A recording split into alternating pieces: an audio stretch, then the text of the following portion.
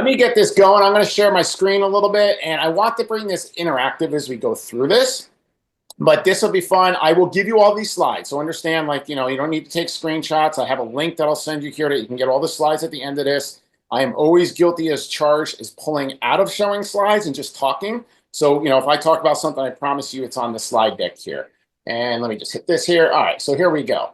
So this is what most people do. They go online, they post and pray, they send emails out all day to their email list. They're creating endless content, doing a lot of DMs, follow-up, endless free one-on-one calls. Who's been there, right? Hey, get a discovery call with me. I'm sorry, that's a brutal place to be unless somebody's really qualified, and I've been there. And then few show up, you get all the rejections. This was my life. And then I started doing 5-day challenges, and all of a sudden people were paying because I started charging for those challenges. Were these challenges huge? Yeah, I had a few that had maybe 100, 200 people in them, and that was during the COVID days. Now I typically get anywhere from 20 to 30 in my challenges, and they're paying me $100 to go in those challenges. Same with my clients. But guess what? When somebody pays for something, they pay attention. They pay attention. And they're already asking you, if you do these events, right? Hey, Chris, what's next? So this should never be a pitch. When you do a virtual event, this should be an opportunity. Write that down, opportunity. Because this could be an opportunity for Laura to change her life right now.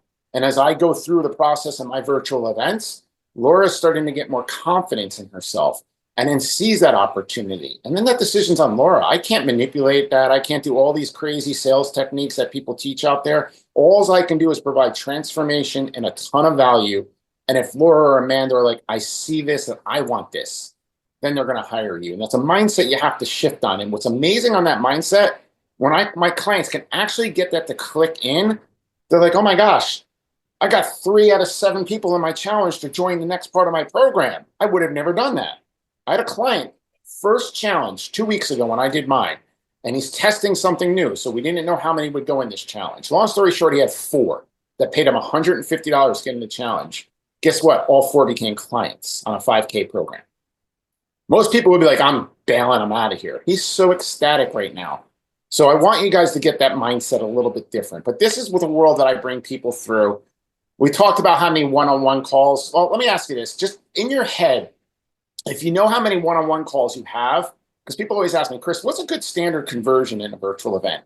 If you know you do 10 one-on-one calls and 2 become clients, so you have a 20% conversion ratio, work with that number to start. The mission is to get that number higher. Right? That's the mission. But this way you don't go into a virtual event blind and you're not like, oh, I only got 1 client too. If you know, hey, for 10 in front of me, 1 becomes a client, that's where you got to start. Then you start to refine and hone that so you get it a lot stronger. I feel most people gamble when it comes to client acquisition, right? You heard Linda talk about all these amazing things. You can do this, you can do that, you can do this. You can listen, do it all. Find what works for you.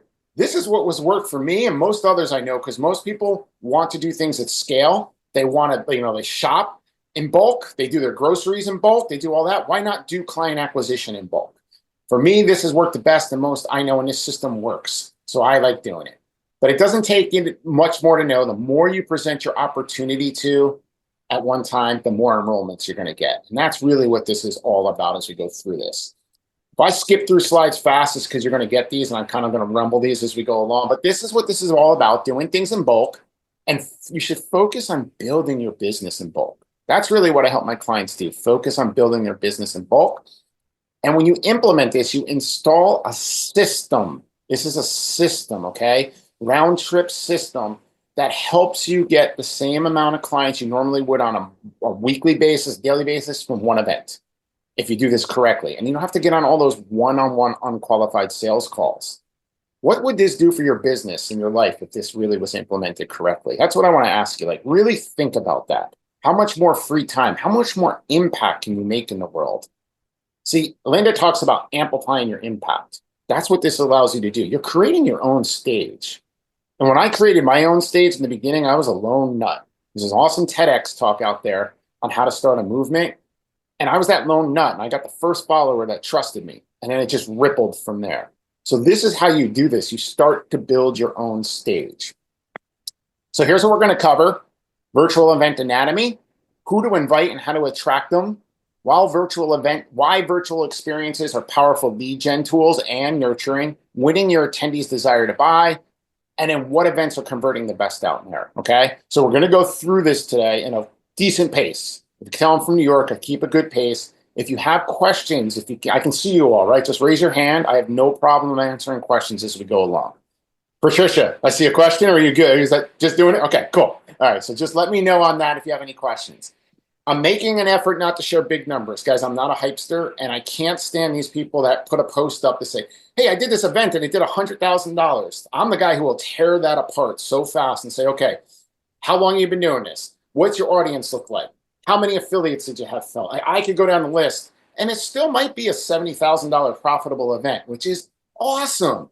But the reality is the way people make things look and what's really out there, there's a massive gap out there.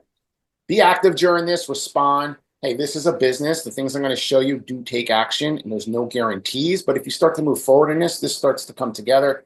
And I'm going to give you a simple opportunity to book a call with me if you like, or get access to my last challenge that was at. So we'll do that towards the end. Now, here's the anatomy. This is what it looks like. So when you are building an event, 5-step process, that's the reality. The first part is the strategizing, the laying the groundwork. So who are the people you want to talk to? Who's your ideal audience? What's your signature process, right? You have to look at that because your whole event should be built off of your signature process. And I'm going to show you how my clients do it as we get further in this. Then you have to construct it, okay? This is where you start to define the system. Got that tech stuff involved, some copy, all that fun stuff. This is where you do all that. Then comes the fun part of filling the room. How do you get the right people into the room? So what kind of strategy do you use to do that? And how do you prime the pump to drive those ticket sales? Then comes the moment of execution. So a lot of my clients are doing 5-day challenges, 3-day challenges, 2-day intensives, 2-day workshops, super workshops, we call them, things that are all transformational. How do you execute so well on that you deliver an unforgettable experience and you show up and shine? That client I just talked about, he showed up and shined all week in his event. And he told me by the time Saturday hit, he goes, Chris, I mean this in such a great way. I'm completely wiped because I served those people so well and I gave so much from my heart. It should kind of feel like that at the end. But he's like, during the week, I never felt tired. I was energized. It was when the final day came, I was like, I'm going to miss you all. Thankfully for him, they all came on the journey with him. So he's excited. He has a whole new community out of that. And then yes, convert. See, most people come to me, somebody DMs me on a LinkedIn. This is normally how the DM starts. Chris, I've done a ton of virtual events. Tell me how to convert everybody in them. I'm like, that's like telling you to go on and do a 100-mile bike race without telling you all the things you really need to know to make it work correctly. I'm like, I can't help you. This is not where we start. Well, I got to understand this part because the framework involved is a step-by-step framework. Do these right, it should be a consistent onboarding of new clients. Why do you want to do this? By 2030, this is a $774 billion industry. I just need to be a really small, bad, horrible rounding number in that industry. That's my opinion. I mean, that is massive of where this industry is going. Last year, $216 billion moved through virtual events. So all sorts of virtual events. These are big numbers. This is not going anywhere. It's only going to grow, right? This gives you the ability to scale globally. And that's what I love about working with virtual events. So here's your 3 reasons for doing these events. Attract new people. So when somebody says to me, Chris, I'm really challenged with filling my virtual event. Okay, how are you talking? The 3 C's, create consistent conversations. Are you doing that each day? Because that's something you should be doing in life. I don't care if you're talking to 1 new person a day, you should be doing that. So when somebody tells me, hey, I'm having challenges filling my event, well, how many new people do you talk to on a weekly basis? What sources are helping them? The next part of a virtual event is to activate something inside of people. See, I believe each person has a mission that matters within them. It's something that happened to them in life. Something along the way that they know they can go change and transform lives out there, businesses, and that fire is in them. My job when I do an event with them is to make sure they're confident they're ready to activate that. And that should be your job. Whatever that thing is that you can really activate in a person, that's what you really want to focus. Because when that's activated in a person, look out. They take action and they move with you. And yes, of course, enroll clients. That's where most people look at, though.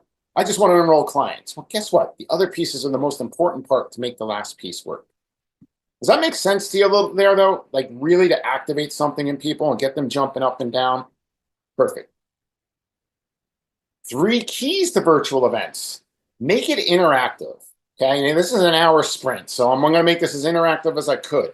But Linda's been around me in some other ones. When I do a longer event that's broken up over days, oh, they're interactive, right? Everybody knows each other very well through those events. But you can still do that in here. One of the key things I do and my clients do is gamification, right? We make like when people ask me, how do I convert my offer more? Well, do you have a prize opportunity that could lead to your offer? What do you mean, Chris? Well, if you're doing prizes and you're gamifying it, and gamify is in deeper conversation, not going to get into it. But if people know this might be the prize, they're going to start asking you about that opportunity to move forward with you because they see it. So if you structure this correctly, I promise you'll see conversions there alone. I hold contests all during my challenges that lead to an ultimate prize. So people already kind of know what my opportunity is going to be at the end. And they're already positioned to potentially buy it. Create networking opportunities. That's another thing. When I do a 5-day challenge or a super workshop, which is typically 2 days, it's about an hour and a half each day, I make sure every person in there knows each other. So I'm introducing Rosemary to Ellen, to Kathy, to Laura, to Amanda, to Gail, to Claire. I'm making sure that happens. I create this micro community.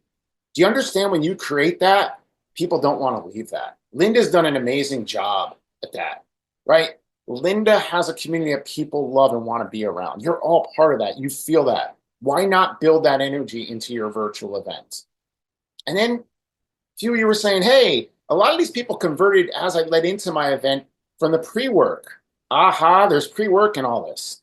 People think this thing's a magic bullet where you just go throw a dart and here comes all my clients.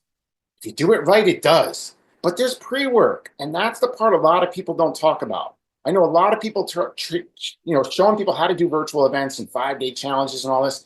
They don't talk about this part here.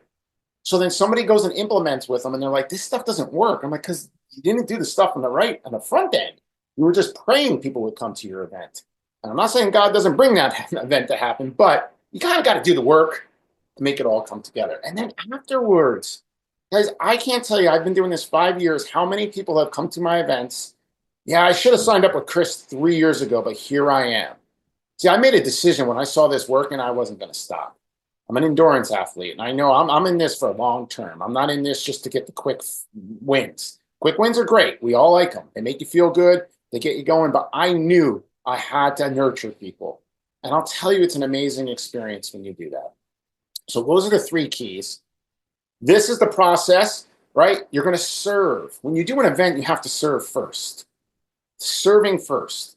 Then you plant seeds. I was talking about how to plant some seeds through some of those ideas. And then you invite into an opportunity. Shift your mindset to opportunity versus offer, sales pitch, or anything. It's very, very important. And I'm going to talk a little bit how your opportunity should be structured when you do an event. Example, this gentleman, you can look him up on LinkedIn, Lindsay. He attended my One Challenge Away challenge. It's my flagship challenge. Day 1. He's done challenges before, right? Because I hear this all the time. I've done these things before. And I'm like, Lindsay, spend $100. Let me just help you modify this. Came in day 1. What Lindsay didn't tell me is he was having trouble filling his events. So I had him tweak some things just on insight he heard me talk about on day 1. All of a sudden, his challenge changed. And that what he's done, I think 5 before he went through my One Challenge Away challenge and had the highest converting challenge out of that because he was doing it a week later. So you got to serve first because this is what I believe. The number 1 business strategy is love. And when people know you care about them and you love them, amazing things happen. I see Linda shaking her head. I'm sure you all are. That's what it is, right? It's funny. I have male clients, I have female clients. Female clients get this one all the time. Men are like, oh, business, what are you talking about? And then they start to see it play out and they're like, wait a minute, you're right, Chris. People just want to know you care about them and you want to help them get them forward. So why allow me to serve you today? Well, here's what it comes down to. You know how entrepreneurs struggle to consistently attract new clients without sacrificing their time? I guide service-based entrepreneurs to implement a scalable client acquisition system that is proven to streamline client conversions at scale using transformative virtual events. Now I'm going to give you a tip why I'm showing you this here, point blank on this screen. You want to get better at filling your events, come up with a statement like this for what you do. Okay, I think it was Patricia talks about branding. So come up with a really good statement that can be said real quick. Because in this day and age, especially when you're on a Zoom, people want it to the point. What do you do? How do you do it? I say this statement to people, tell me more, Chris. And then I have another little longer statement. Tell me more, Chris. When you're trying to fill an event, and some of you probably use LinkedIn events to fill events. How many of y'all do that one?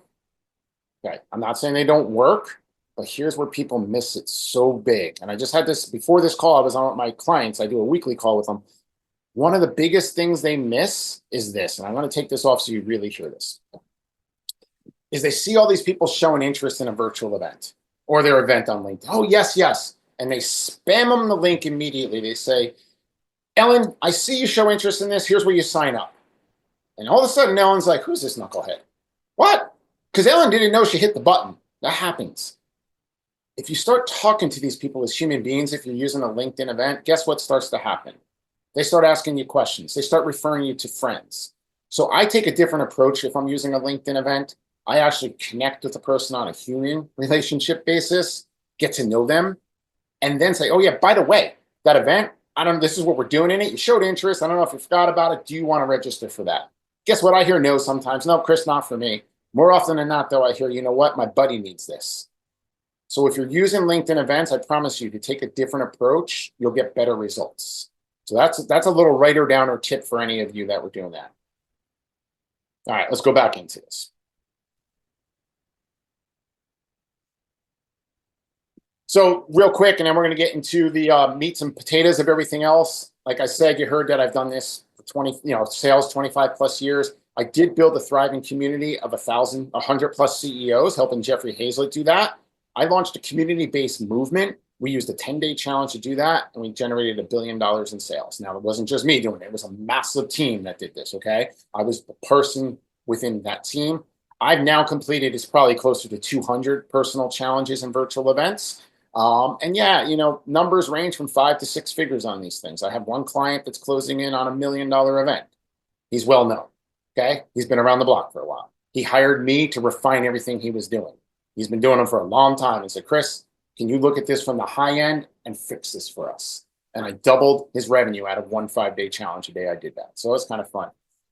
Passion, I'm a NICA National Level 3 mountain biking coach, so I help kids race bicycles. That's my little passion project. But what you need to know is what I'm going to start to get into now is this was built from rock bottom. I had my back against the wall, and I had to figure a lot of things out in life financially, and this is how this framework was built.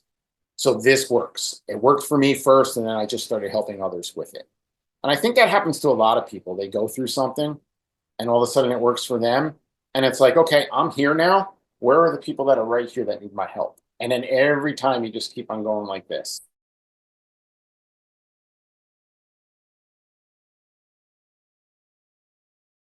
A little bit behind them. If you have that kind of Peloton, that cycling term there, moving with you, you are going to move further faster.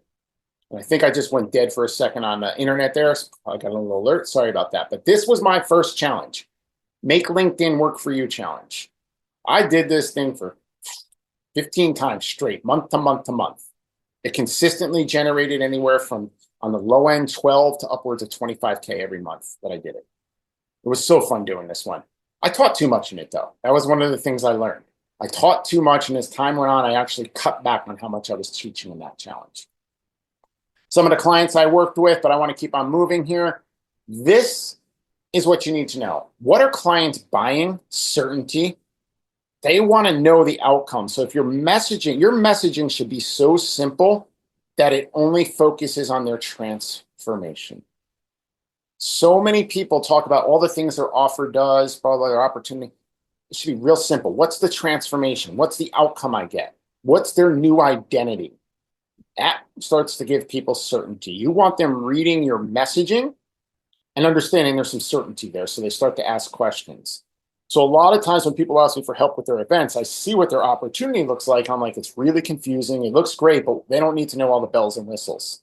They don't need to know all that stuff. They need to know, I sign up, I'm here, where do I get, and what's that look like? So if you can get really good at defining that, you're going to see your conversions start to turn in your virtual events. Most buyers, here's a fact, when you're doing a virtual event, make their decision within 24 hours. So, you've probably seen all these crazy fast action bonuses that people put on there. I do them too myself, but I don't do these crazy ones. Well, hey, if you sign up now, I'm going to give you 19 hours of courses to watch because you signed up fast. Most people don't want that stuff. They want you. They want direct access to you, closer intimacy with you. So my fast action bonuses are all the things that I know people don't want to do that I can bring them close to me and fix them real fast.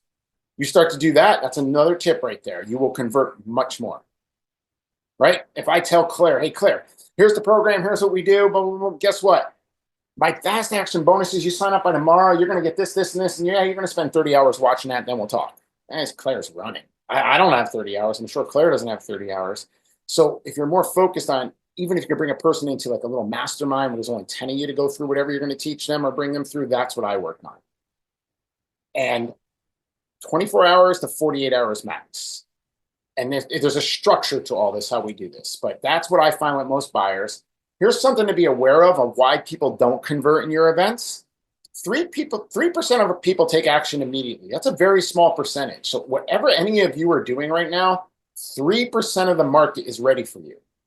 Do you know how hard it is to find that 3% of market ready for you unless you have a lot of things really dialed? So if you're getting discouraged from time to time, oh, this isn't happening, 3% are ready for you. 13% need to see something a few times, 1 to 3, 14%, 4 to 7 times, 44%, 8+ times, and guess what? 26% are never going to sign up. The beauty about doing virtual events is you can accelerate all this because they can have a lot of exposures to what you do and how you do it and how you can help them in a shorter time frame. Most people will just try to do this consistently over email. Bring them into your world and help them through this process. These are real sales numbers, by the way. I mean, these are tracked. You can look these up. I didn't make these up. This is what the reality is out there. So the way I talk about this, the way to break this is through exposures. And I believe virtual events are the #1 mechanism to build trust. We're in a trust recession. If you go look at my post today, actually on LinkedIn, I talk about this. I see this all the time. It's not money. It's not finances. It's not this trust. And if you look, especially in the coaching and the consulting industry, there's been so many people that have been burnt. I can't tell you how many times clients say, Chris, I'm ready to go with you. I trust you. I've just been burnt in the past. And I'm like, I have too. That's why my program is tied into your revenue performance. It's this much up front. And then when we get hit, like, oh, that solves a lot of my trust action, that. But you really have to think this stuff out because there's been a lot of shady stuff out there, right? I've seen people, like I've hired coaches where all of a sudden I'm like, where did that come from? Where'd they go? Or they charge $5,000 for something and then all of a sudden they do an event 2 months later and that same $5,000 you just paid for is $1,000 for everybody else. That stuff's just wrong. It's just wrong. I'm always increasing my pricing. I don't know about you, so I don't play those games, but this is why trust has eroded in this industry. And it's easy to fix that. Have any of you all seen this starting to really start to shift right now? And a lot of times people tell me, I see the head shaking, oh, it's because inflation, this. I'm like, no, people have money. People are just being really careful where they spend that money right now. And I want them to spend it in the right place. So if you can bring them to the right place, they will. So here's what you're doing. You're basically creating a container for transformation. And transformation takes a few hours, a few days, on basically however you set it up, right? Some words you never want to use in any of your lingo on any kind of landing page or event. Never use the word master because I don't care. You can't master something in a 5-day challenge. You just can't. Don't use that word. That deters people immediately. No way you can teach something to mastery. I've done so many of these things and people call me a master. I'm like, no, I'm still learning.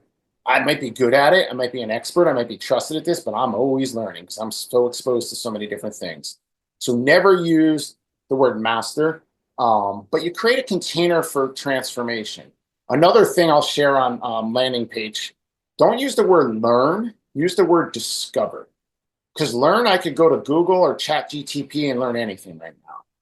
Discover is a much different word. So it's important. Immersion creates conversion. The more people are around you, the more they convert. This is why longer events, either spread out from days or broken out weekly, however you do it, there's so many different ways to structure them. The more people are in your world, the easier the conversion process happens. See, if I did this event now and I just said, hey guys, here's a $10,000 offer at the end, most of you are gonna be like, hey, you're a nice guy, Chris. No, you can't do that kind of stuff. You have to structure this the right way to make that. So the more they can spend some time with you, the easier those higher value, I call them high value offers, convert. So keys to success, the design of the event is critical. Okay, the one person I talked about, Hunter Thompson, who came to me, and he's been doing events forever. I had to completely redesign everything they were doing. And he was doing good in events. Okay, I saw what they were doing. I was like, you guys are doing pretty good. He goes, nah, we could do a lot better. I was like, all right, let's do this. And we did it all. And this guy has every team member you can ever imagine that worked with Russell Brunson. He has good team members. And they were just like, how come we can't see that? I'm like, because you guys are in your world too much. So this is where most people are like, Chris, this is what's in my head. Help me fix this. Design is critical. You all know too much. You all know I know too much. And I have to think of where a person's going to start that little bike race to get to the 100 miles. You can't take them to the 100 miles fast. You got to take them maybe to mile 10. And then you start to talk about the next things. So too much info is always going to burn your event. Transformation is key. And a lot of that's mindset. So my clients, our events are built on 80% transformation, 20% content. Believe it or not, people call me crazy when I tell them this. You're nuts. And then they go do it. Okay, you're right. And it's because I saw the dynamic shift by doing so many of these things. So be really, really careful. And if you give them too much information, they're going to consume it and think they know everything. My Make LinkedIn Work For You challenge, I was guilty of that. I gave way too much on that. And I used to always ask people, hey, why didn't you go to the next step? You gave me so much, I need to work on this for the next year. I was like, oh, we're taking a lot of that back now. So it took me refining through that challenge. And you have to address their beliefs and have them overcome them, okay? A lot of people I deal with are like, can I fill this? I work on that so much because that's the biggest thing. Because it's just like if you're going to do it, you're doing a business. Well, guess what? You need to find clients for your business. You're going to do the same process. It's just a different way of doing it and accelerating it and making your life easy. I'm not going to talk about that because I'm going to get through here. Okay, this is what I want to talk about. How do you design an event? Most of you probably have, how many of you have a system that has 3 to 5 components to it? Okay, Linda does. Rosemary does. Okay. Most people have 3 to 5 components of what they do. So let me show you what I mean. It's just easier to show for mine. My components are, and I showed you to you in the anatomy of a virtual event, strategize, construct, fill, execute, convert. That's my 5 steps. So I would encourage you, when you have time, whatever the name of your opportunity is, what are 3 to 5 steps that you bring people through? And then you build your event based off the components of that. Does that make sense? See, the fill event is easy. The fill event is taking where you're going to bring them into the paid event and give a high level of it all. Very high level. So that's a little bit more content oriented. But then when you bring them into your world, that's where you start to dive deeper into this. Okay, so I want you really to think about this. This is something, if you really want to start to change how virtual events are performing for you, this is what we have to do. And until you do this, they aren't going to change that much. Because here's what's going to happen. And I'm just saying, Patricia, you talk about branding. This makes all your messaging in the world a lot easier when you have this. Like I hired a coach and she looked at everything I was doing and I was so ingrained in my stuff. And she's like, well, at least you got a 5-step process. And then all of a sudden she's like, change all your messaging to this. And I was doing okay. And all of a sudden it went like this. And I'm like, oh my gosh. So when you can do this, it makes your life easier. Go ahead, Suzanne. Yes, so the fill is not just about inviting people. It's actually about doing a pre-event as well. Yeah. So I mean, quite frankly, if I was doing a challenge in 2 weeks or a super workshop or an intensive in 2 weeks, I would use a virtual, like something like this to fill it. And I did that. Linda watched me do it last month. I did an event, had like 50, 55 people on it that I used to bring into my challenge. You know how much easier? Yeah. I pumped this thing left, right, upside down, like that one, because I knew that was my main conversion event. And then 2 weeks into my event, I was like, I got 25 people already. And I just slowly put 8 more in as time went on. I wasn't under that, like, I want to get more people. I was like, I'm good. Because I don't also like having these massive events where I can't create intimacy. That's really important. I don't want somebody coming, oh my gosh, there's too many people on here, I'm not going to show up. I actually hunt people down when they show up in a nice way. Hey, Linda, saw you missed today, all okay? Yeah, I'm going to catch a replay today, right? But people appreciate that little bit. That guy just reached out to me. He's got 30 people in there. That little bit makes a massive difference. And then, for my clients, so this little 5-step process turns into this 12-week window, right? That's what I say. Hey, guys, now but this is all clean. If I showed you what's behind this, there's a lot behind this. But when you can get the 5 systems, the 5 steps down or 3 steps, it makes it easier to build everything else that you have.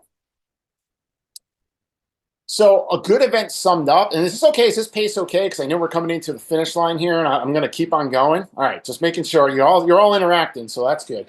The event opens their mind to your mentorship because your mentorship's changing their life. But what comes next cannot be a pitch. If you feel like you're pitching at this point, don't do it. Don't do it. And that's one of the biggest things people struggle with. Oh, my offer. I'm like, it should be so natural and organic if you've done this thing right. And especially if you have a longer event, you can set up that gamification where it's even easier to present this. So when I say it's a no pitch, you served and gave a ton of value. Pat yourself on the back because not too many people are like that in this world anymore. They want to get. You're a giver. People are having confidence in themselves. Let me tell you something. Nobody's buying anything until they have confidence in themselves that they can do it and they want to implement it. That is your biggest mission. That is the biggest thing. And then you simply invite them to an opportunity. And I absolutely say, when you do this, hey, I have an opportunity for you all. It's your decision should you want to invest in your future. These are 2 key words, opportunity and invest. And when people start to hear these things, they're like, wait, opportunity, man, this is an investment. Because they are investing in themselves. I can't control if you invest in yourself in the future. And then they decide if they believe this opportunity is right for them. And it might not be right for them right now. It might be in the future. But most people are like, oh, they didn't buy from me. I never want to hear from them again. Guess what? You're smarter than that. You're going to keep on doing events and nurture to the point when you do make your opportunity, there's somebody who's been on talking to you for a couple of years. Put in the chat, yeah, I signed up with Chris. I should have done this 2 years ago. Guess what that causes? Well, if he's saying that, I might as well do that, right? This is why you have to look at this as an endurance game. And if you stay consistent, it starts to work a lot more effectively. And this is something I believe in, people. If somebody truly tells you they believe in what you do, how many get these nice DMs or something when you talk to, oh, Kathy, I believe in everything you're doing, right? But then they don't take any kind of action, maybe a referral, maybe attending one of your events. Listen, they don't believe it, okay? It's just being really nice to you. It's something I have to break down with clients a lot because people like to be nice to people. I'm nice to people, but if it's something that I know I have no interest in, I let them know nicely. I had a gentleman yesterday send me a nice DM on LinkedIn. I've known him for years, and he thought I'd be interested in something. I said to him, hey, let's keep on chatting. I know a couple people that be right for that, but I'm working with 3 coaches right now. I have no time for another coach, and I appreciate everything you do, and we will stay in touch. He was so grateful. I sent him 2 referrals. 2 of my clients actually need his help. So I'm very upfront with people on that, but people are a little bit too nice in this world. They don't want to tell you how it is. So I'm going to show you the problems that you want to be solving that'll help you. Money changes hands when problems are solved. These are the 4 things people buy: how to make money, how to save money, how to live a better life, and how to stay compliant in something. I've done this enough. This is where your offer, your opportunity, make sure it does all your opportunities cover something in here. I believe, like Linda's, it's how to make life better, how to make money, right? Like Linda's on 2 of these things. Probably in some cases, how to stay compliant on some of this. But that's probably why Linda nonstop, oh yeah, this is what Linda does for me. But really start to think this stuff out. Because this is what people look, and then make sure your core promise goes to that one thing. That's really important. So a framework I use for clients, guys are kind of getting fire hosed a little bit here, but I want you to see, like, this is actually cleaned up from a lot of stuff I do with clients, cleaned up so you can see it.